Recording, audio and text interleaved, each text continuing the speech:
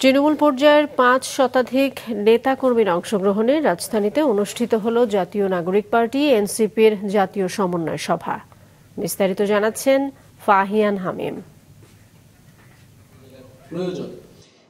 তৃণমূলের নেতৃত্বের সাথে পরিকল্পনা ভাগাভাগির উদ্দেশ্যে রাজধানীর শহীদ আবু সাইদ ইন্টারন্যাশনাল কনভেনশন সেন্টারে জাতীয় নাগরিক পার্টি এনসিপির সমন্বয় সভা। সকাল থেকে শুরু হওয়া এ সভায় অংশ নেয় এনসিপির ৫ শতাধিক নেতাকর্মী। সভায় নিজেদের দাবি দেওয়া ও এনসিপিকে ঘিরে নানা পরিকল্পনা তুলে ধরেন তৃণমূল কর্মীরা।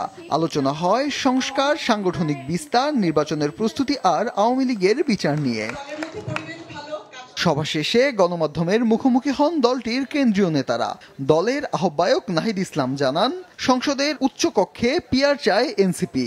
নিম্নকক্ষে আমরা পিআর চাই না, নিম্নকক্ষের পিআরের বিরুদ্ধে আমরা অবস্থান নিয়েছি। আমরা শুধু উচ্চকক্ষে পিআর এবং একটা জবাবদিহিতার জন্য একটি কার্যকর উচ্চকক্ষ চাচ্ছি।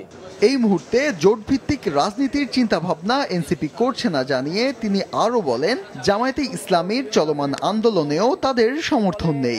যেই আন্দোলন, সেই আন্দোলনকে তো আমরা সমর্থন দিই না, কারণ আমরা মনে করি এখনো সম্পূর্ণভাবে ঐক্যমত কমিশনকে প্রত্যাখ্যান করে রাজপথে যাওয়ার সময় আসেনি। ফলে আমরা এই মুহূর্তেই কোনো জোট ভিত্তিক আমরা চিন্তা ভাবনা করছি না যে আমাদের যে বড় রাজনৈতিক দল রয়েছে তাদের সাথে।